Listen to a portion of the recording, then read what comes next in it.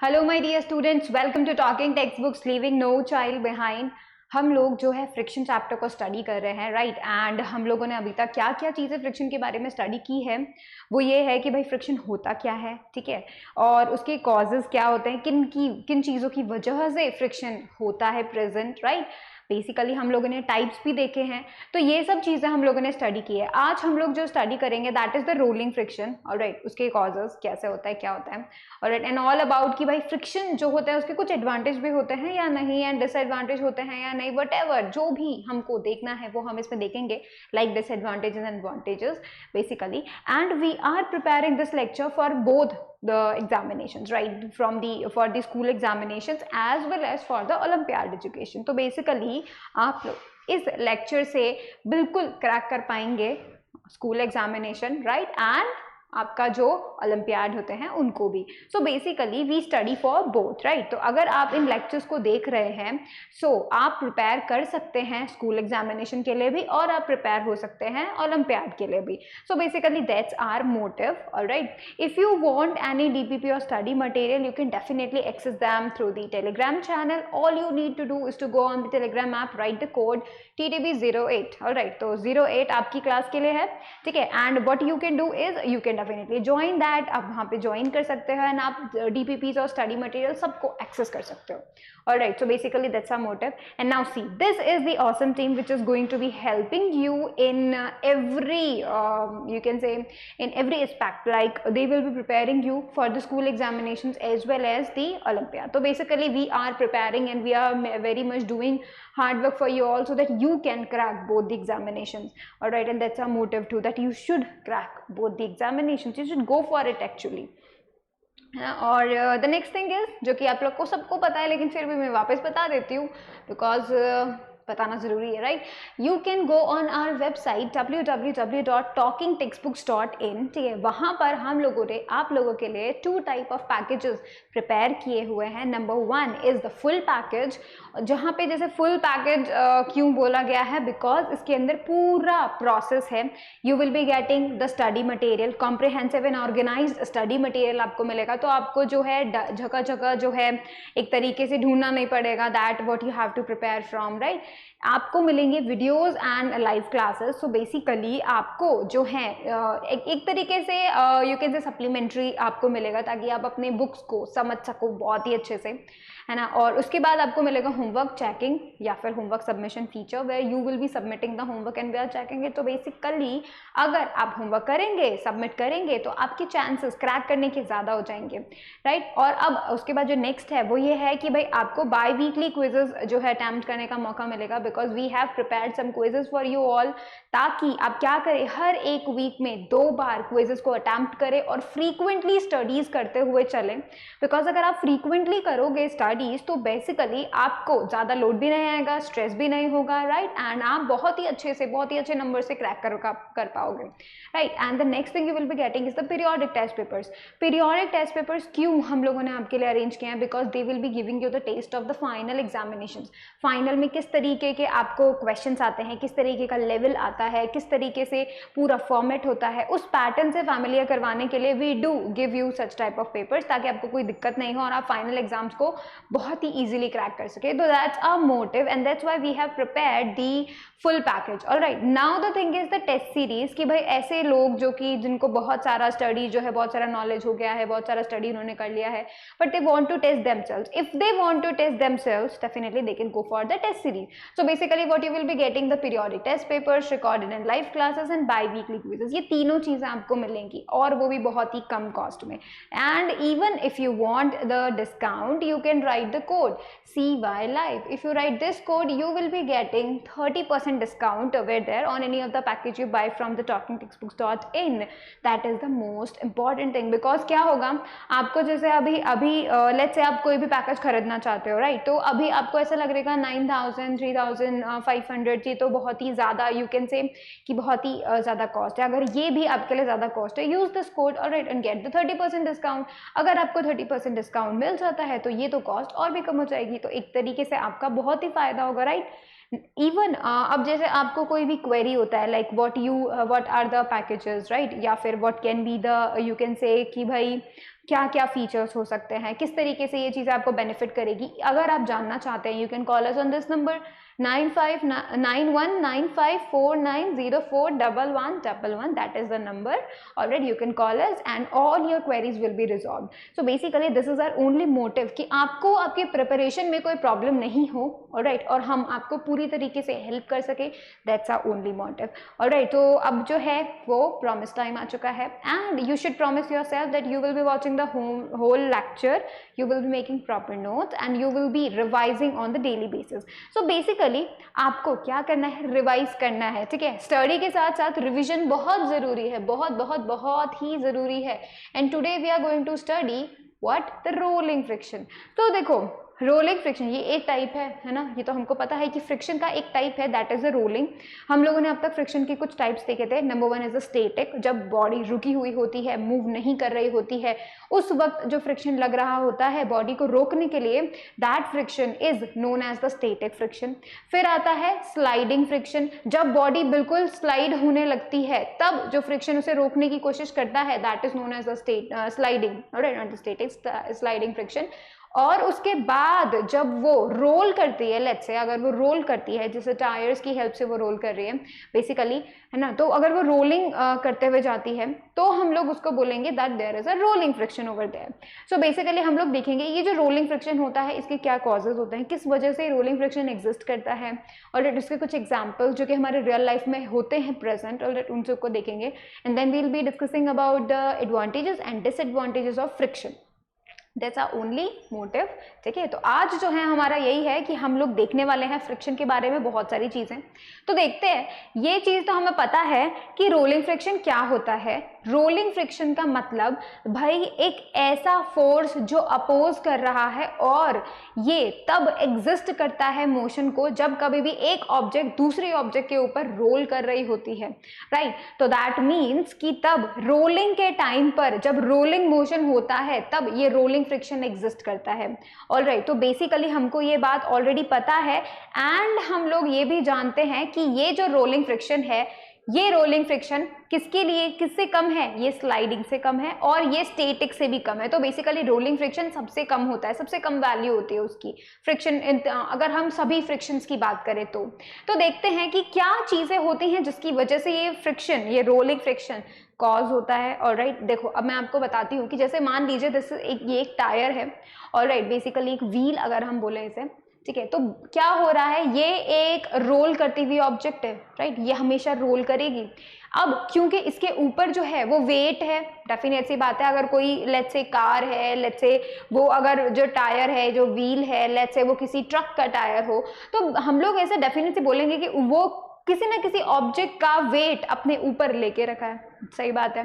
तो जैसे ये है, ये एक व्हील है और ये आगे मूव करता है, तो पहली बात तो ये इसके ऊपर बहुत बड़ा वेट है, ठीक है, इसके ऊपर पूरा व्हीकल है, राइट। तो बेसिकली इसके ऊपर बहुत बड़ा वेट है, उस वेट की वजह से क्या होगा, ये नीचे की तरफ जाने की कोशिश करेगा, डेफिनेट सी बात है भाई, ये क्या करेगा, नीचे की तरफ जाने की कोशिश करेगा। दैट मीन्स कि यहाँ पे भी क्या होगा, बहुत ही ज्यादा वेट होने की वजह से क्या करेगा, ये जमीन के अंदर डिप्रेशन क्रिएट करेगा, ठीक है।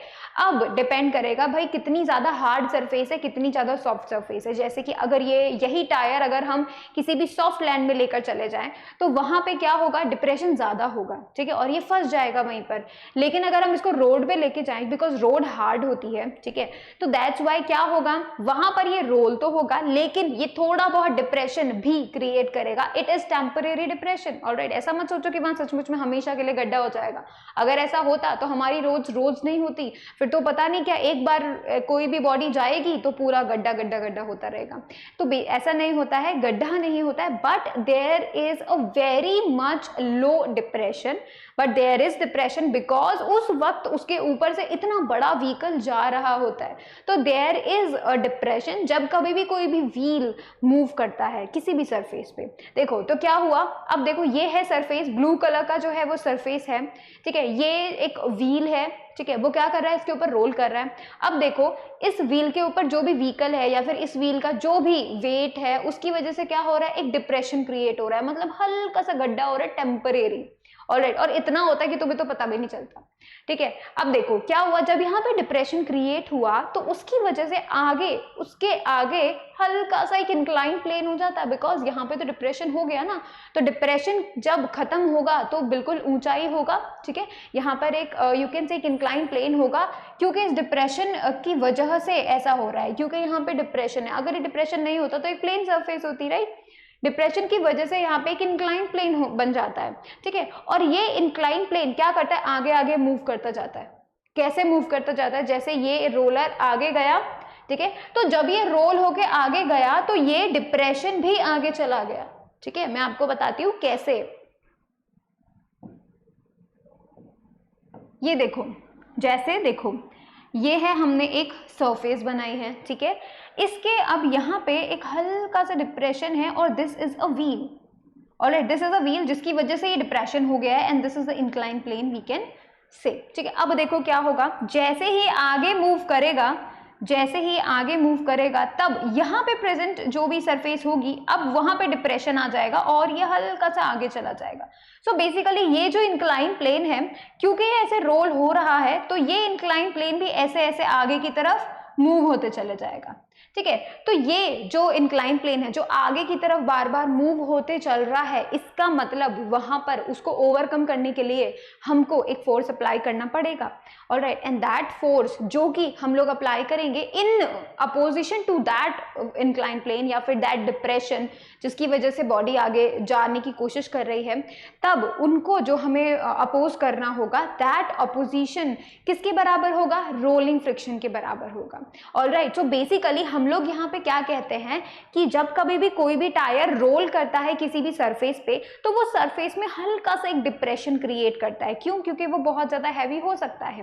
Whenever that is happening, because definite सी बात है टायर है तो उसके ऊपर कार भी होगी या फिर लेट्स से बाइक ही है, लेट्स से ट्रक है, ठीक है। तो बेसिकली वो जब टायर मूव करेगा वो हल्का सा डिप्रेशन जिस सरफेस पे वो मूव कर रहा है उसके ऊपर क्रिएट करेगा। अब क्योंकि डिप्रेशन वहां हल्का सा क्रिएट हो रहा है तो आगे की तरफ आपको एक हल्का सा इंक्लाइन प्लेन मिलेगा और वो इंक्लाइन प्लेन आगे बढ़ता चला जाएगा टायर के साथ, ऑलराइट, टुवर्ड्स द मोशन। जो भी जिस भी डायरेक्शन में टायर मूव कर रहा है वो इंक्लाइन प्लेन भी उसी डायरेक्शन में मूव करता चलेगा, ऑलराइट। ऐसा नहीं है तुम्हें ये विजिबल नहीं होगा, बिल्कुल भी विजिबल नहीं होगा, because that is temporary and that is very very very very very much low, इतना कम कि आपको पता भी नहीं चलेगा, ऑलराइट। एंड दैट्स व्हाई हम लोग यहाँ पे ये चीज बताते भी हैं। और इस रोलिंग फ्रिक्शन को देखो, इस रोलिंग फ्रिक्शन को ओवरकम करने के लिए you have to apply some force and that has to be the opposing equal to the rolling force, तभी तो रोल कर पाएगा, वरना रोल नहीं कर पाएगा, ठीक है। मैं आपको ये भी बताऊंगी कि क्यों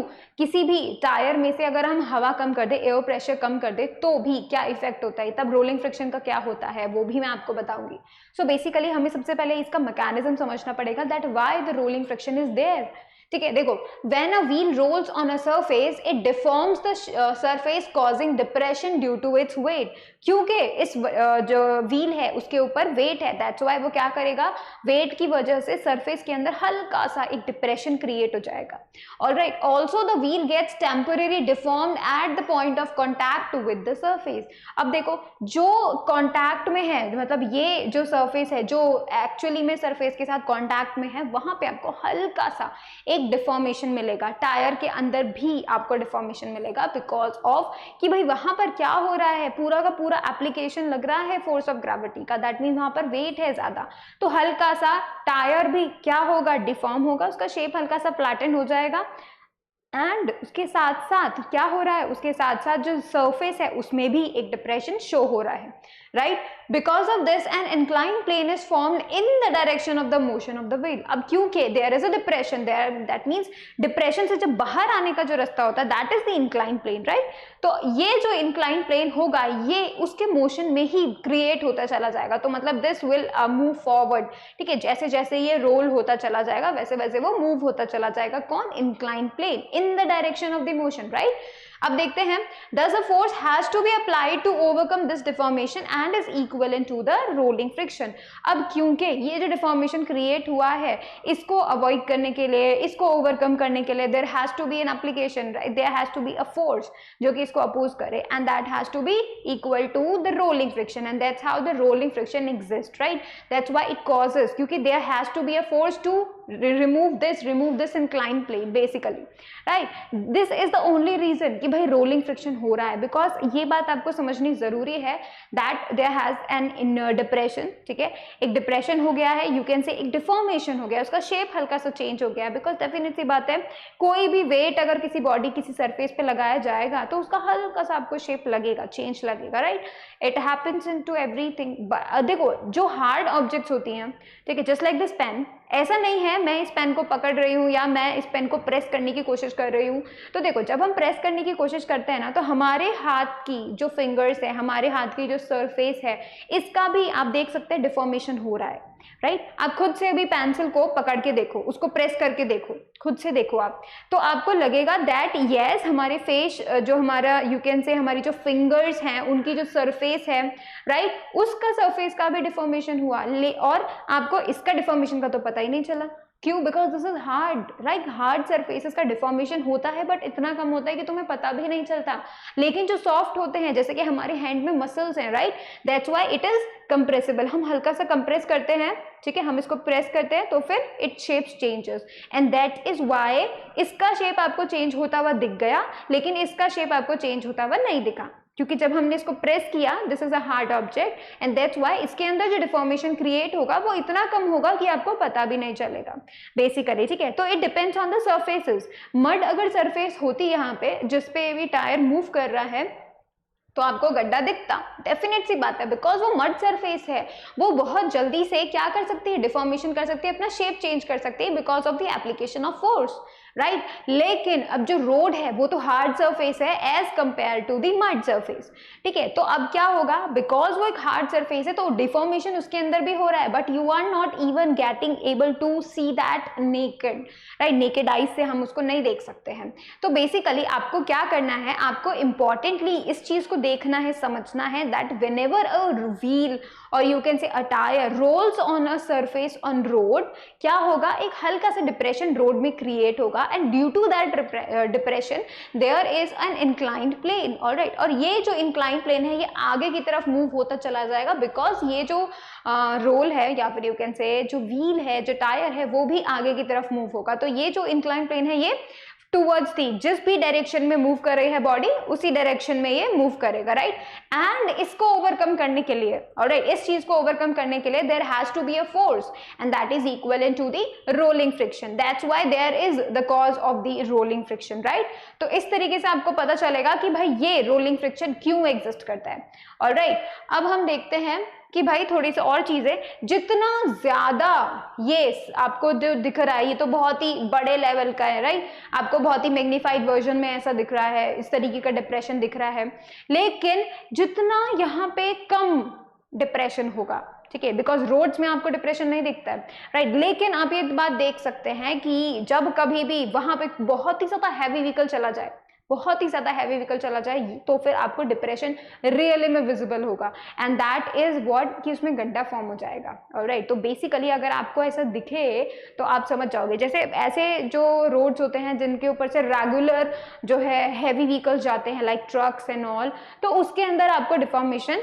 दिख सकता है, ठीक है, एट दैट मोमेंट नहीं, गुजरने के बाद दिखेगा ऑब्वियसली, जब वो पूरा परमानेंट हो जाएगा, ठीक है। ये तो टेम्पररी डिफॉर्मेशन होता है जो कि बहुत ही कम देर के लिए रहता है, जैसे ही व्हील आगे चला गया ये डिप्रेशन वापस से मतलब सही हो जाता है, ऑलराइट, तो वापस से ये प्लेन सरफेस बन जाती है, ऑलराइट। तो देखेंगे smaller the depression formed at the point of contact of wheel और roller with the given surface, the lesser is the force of rolling friction and vice versa. जितना ज्यादा कम डिप्रेशन होगा उतना ही कम रोलिंग फ्रिक्शन होगा। और ये बात मैं आपको बता दूं कि हम लोग जैसे डिप्रेशन को कम बोल रहे हैं, देखिए जितना कम डिप्रेशन होगा, तो बेसिकली रोड के केस में आपको तो डिप्रेशन दिखता ही नहीं है, तो दैट मीन्स वहाँ तो बहुत ही कम डिप्रेशन है, राइट। और इसी की वजह से वहाँ पर बहुत कम रोलिंग फ्रिक्शन है, तभी तो इजीली सब चीज़ें रोल हो जाती हैं। ऑलराइट, सब जो वीक यू कैन से किसी भी हार्ड सरफेस पे इजीली चीज़ें रोल होने का कंसेप्ट ही यही है दैट इट इज़ हार्ड, और वहाँ पे जो डिप्रेशन है वो बहुत ही कम हो जाता है। दैट्स वाई रोलिंग फ्रिक्शन भी कम हो जाएगा, उसको ओवरकम करने वाला फोर्स भी कम हो जाएगा, तो बेसिकली कम फोर्स वहाँ नीडेड होगा, ठीक है। Rolling friction is far less than the sliding friction, sliding friction से बहुत कम होता है। Reason, lesser depression, lesser rolling friction, यही उसका रीजन है। This is achieved by using wheels, ball bearings, roller bearing etcetera. अब आप मुझे एक बात बोलो कि एक बॉडी को स्लाइड करवाना, ठीक है, स्लाइड आप करवा रहे हैं, तो बेसिकली अगर आप स्लाइड करवाएंगे, उसको रोड पे स्लाइड कर रहे हैं, बहुत मुश्किल लगेगी आपको, राइट।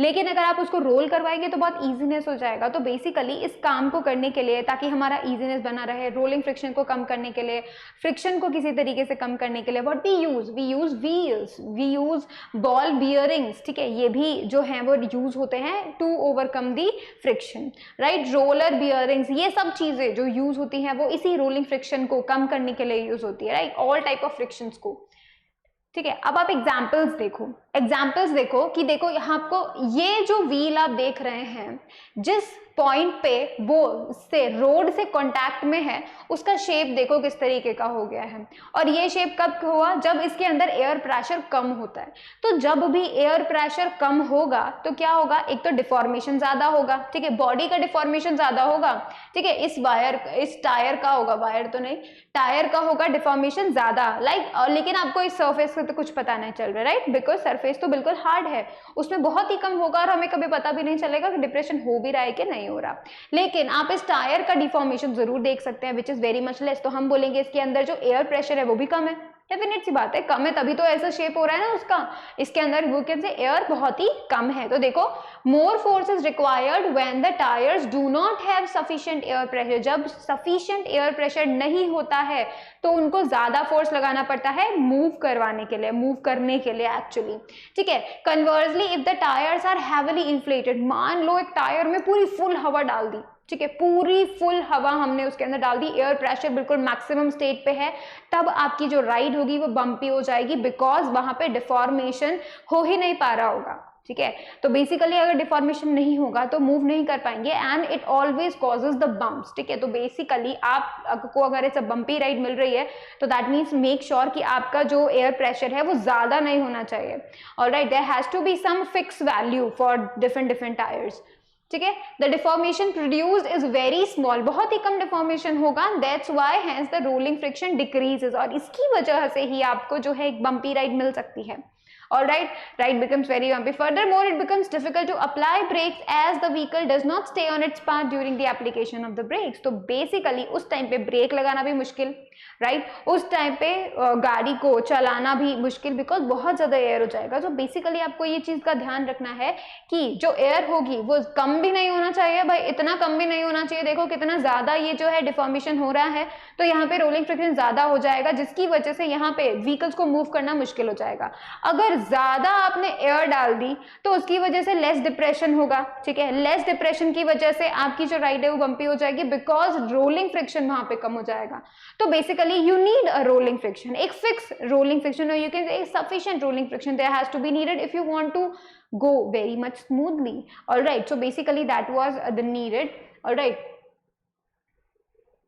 अब देखते हैं कुछ और एग्जाम्पल। जैसे आप देख पा रहे हैं यहाँ पर जो ट्रेन्स होती हैं, ठीक है, उनके व्हील्स आपने कभी ऑब्जर्व किए हैं, वो जो व्हील्स होते हैं वो हमेशा आयरन के बने होते हैं, ठीक है, आयरन के बने होते हैं। एंड आपने ध्यान दिया हो तो रेलवे ट्रैक भी जो है मेटल का बना होता है। अब खुद से सोचो तुम लोग कि भाई मेटल हार्ड होता है, सबको पता है, ठीक है, मेटल से बने हुए जो टायर्स हैं वो भी हार्ड होते हैं, सबको पता है। बेसिकली ये दोनों ही चीजें हार्ड होती हैं, ठीक है। तो इसका मतलब आपको क्या लगता है कि इसमें डिफॉर्मेशन कितना होगा, बहुत ही कम होता होगा, बहुत ही कम होता होगा, ठीक है।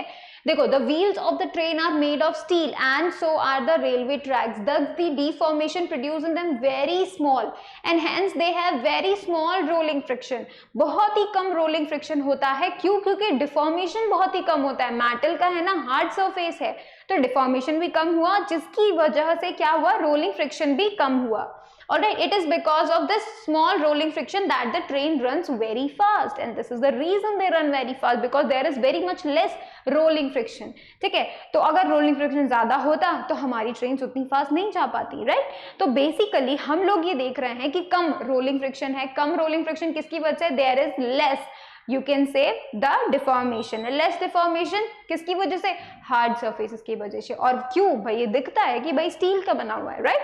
इसी तरीके से कुछ और भी चीजें होती हैं जो हमें हेल्प करती है, जैसे हमारे सामानों में, सूटकेस में छोटे छोटे व्हील्स लगे होते हैं और they are very much easy to carry, right. तो basically these wheels offer very small amount of rolling friction and are easy to move, and that's how. अगर आप उसको ड्रैग करके लेके जाओगे तो आपको ज्यादा फोर्स लगाना पड़ेगा, लेकिन अगर आप उसको रोल करके लेके जाओगे, ठीक है, सूटकेसेस को, लेट्स से आपने कुछ टायर्स लगवा दिए, ठीक है, तो क्या होगा, वो रोल करेगा. अब क्योंकि रोलिंग फ्रिक्शन कम होता है इस केस में, तो मतलब इजीली से मूव हो जाएगा, तो आपका काम इजी हो जाएगा.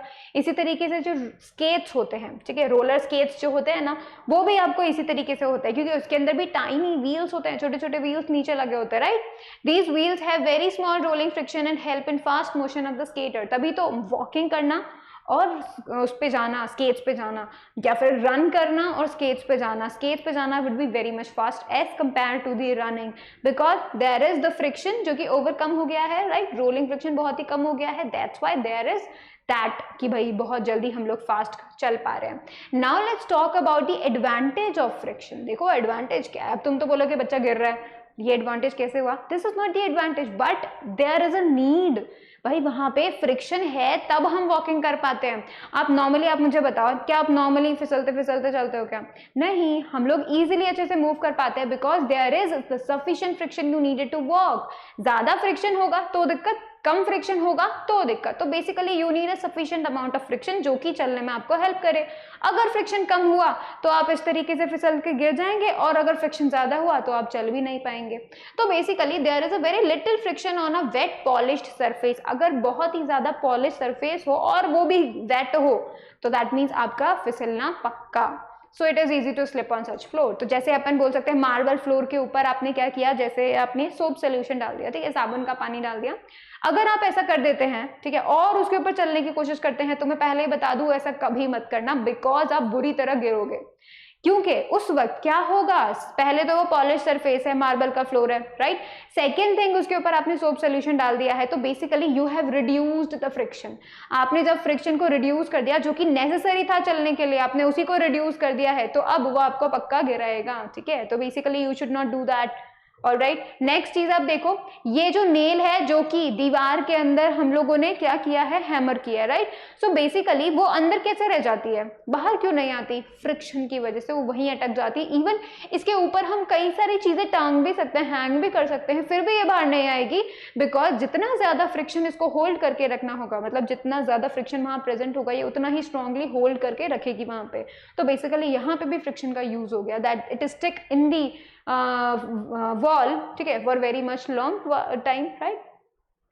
नेक्स्ट आप देखो, जब कभी भी मैच स्टिक को जलाया जाता है तो उसके लिए भी फ्रिक्शन नीडेड है, बिकॉज अगर यहाँ पे फ्रिक्शन नहीं होता तो ये तो स्लिप कर जाती, तो there would not be any spark, right. Spark नहीं होता तो मैच स्टिक जलती नहीं.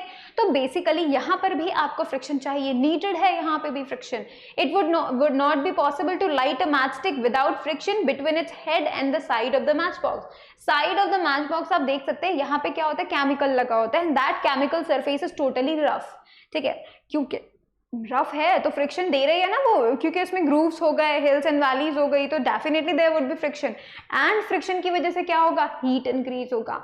हीट इंक्रीज होने से क्या होगा, स्पार्क आएगा, एंड स्पार्क आने से क्या होगा, मैच स्टिक जल जाएगी. तो basically there is the importance of friction while lighting the match stick.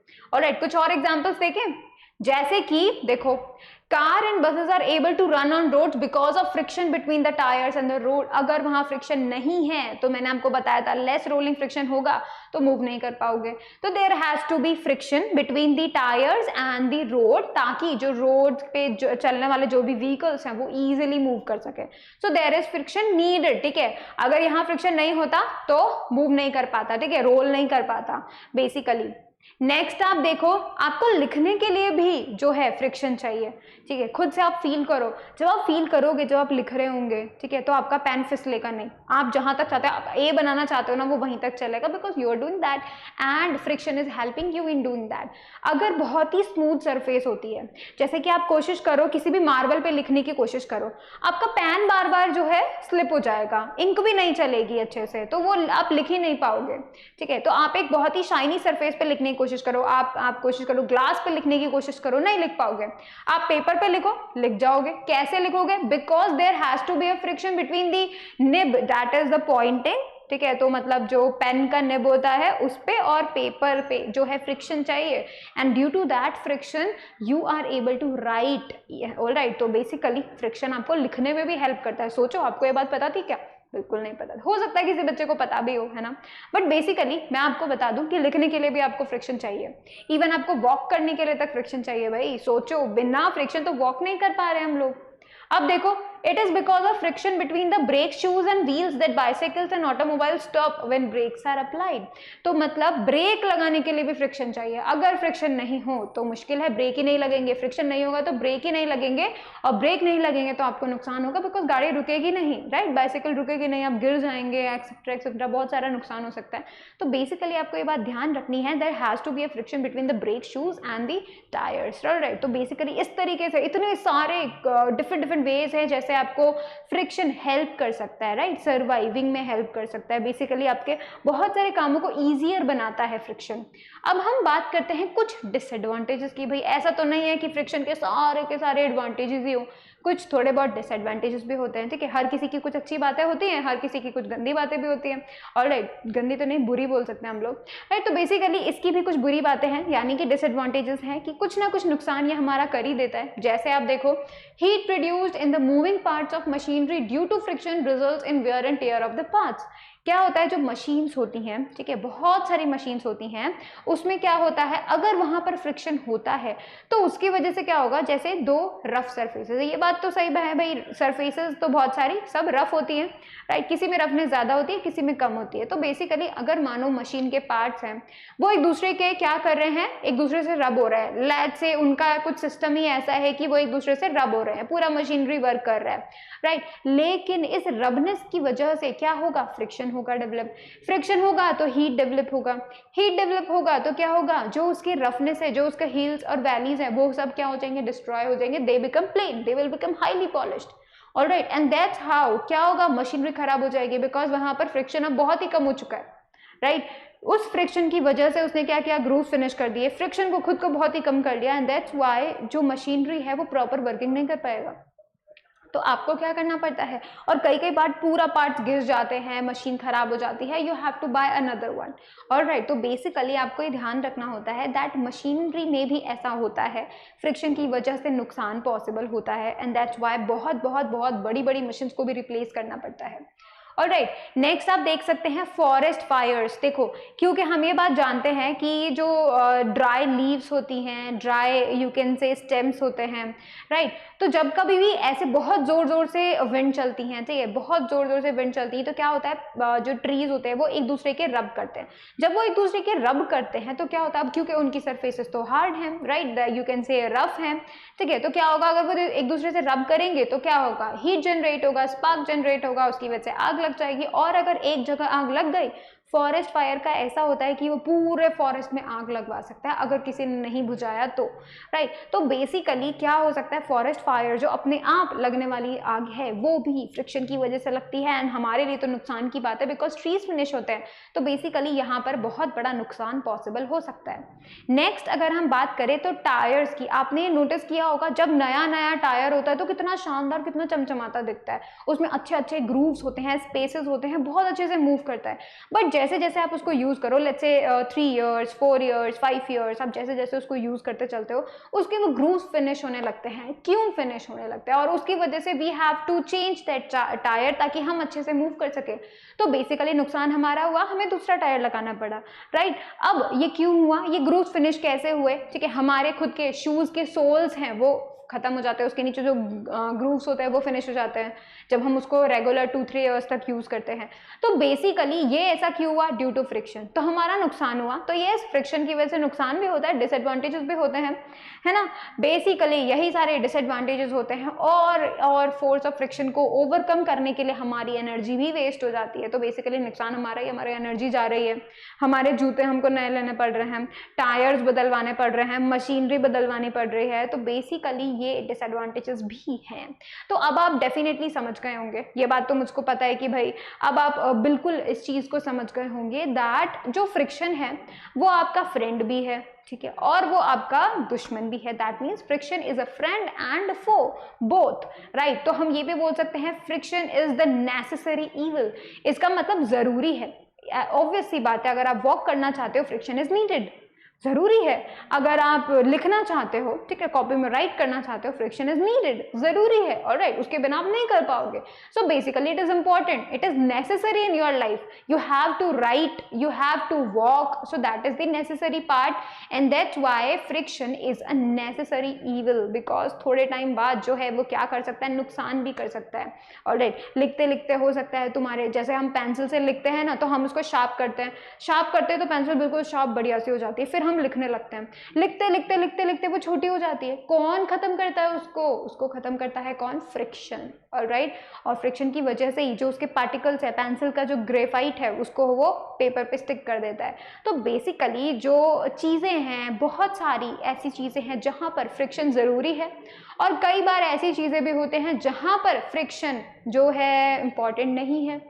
So basically हम लोग ऐसा कह सकते हैं that friction is necessary in foe, right. तो बेसिकली यू नीड दैट, ठीक है। अब जैसे आपने ये चीज़ सुनी होगी कि जो ट्रैक्टर के टायर्स होते हैं, ट्रैक्टर के टायर्स में बहुत बड़े बड़े ग्रूव्स होते हैं, बहुत बड़े बड़े ग्रूव्स होते हैं। तो वो क्यों होते हैं? ताकि वो ईजिली जो है मूव हो सके रोड पे, ऑलराइट, वो फिसले नहीं, स्किड नहीं हो। बेसिकली जो ऐसे टायर्स होते हैं जो बहुत ज़्यादा वेयर एंड टेयर हो चुके हैं और बहुत ज़्यादा उनके ग्रूव्स फिनिश हो चुके हैं, ठीक है, घिस जाते हैं, ठीक है, तो उस वक्त क्या होता है, उस वक्त उस टायर के स्किड करने के चांसेस ज़्यादा हो जाते हैं। तो बेसिकली नुकसान आप ही का होगा, राइट। तो इसका मतलब फ्रिक्शन जो है, जो नेसेसरी होना चाहिए, वो हमको हेल्प करेगा मूव ऑन करने के लिए, ठीक है, हम मूव कर सके, टायर्स मूव कर सके, हम लिख सके, ऑलराइट। और भी जो भी बहुत सारी चीज़ें फ्रिक्शन से होती हैं वो सब हो सके just because of that friction, alright. So basically I hope that कि आपको फ्रिक्शन के बारे में ये समझ आ गया हो that friction is important and friction के कुछ डिसएडवांटेजेस भी होते हैं। तो basically it is a friend and a foe, ठीक है। तो ये आपको समझाने की कोशिश थी that you understand that friction is needed and also friction is important, alright. थोड़ा बहुत नुकसान भी कर देती है, अब क्या करें, कुछ करने के लिए उसको संभाल के रखना पड़ रहा है, right, basically. So the thing is कि अब आपको होमवर्क करना है and your homework is the first 10 questions of exercise 1. That's your homework for today. Alright, you have to do it, you have to submit on the Google Classrooms and I hope कि आप सभी लोगों ने बाकी का homework कर लिया है। Alright, so thank you so much for watching the video. Please like it, share it, subscribe it and you can definitely spread that out to all, ताकि सभी बच्चे जो हैं समझे, अच्छे से स्टडी कर सके, क्रैक कर सके सभी तरीके के एग्जामिनेशंस को। Alright, so thank you so much for watching the video.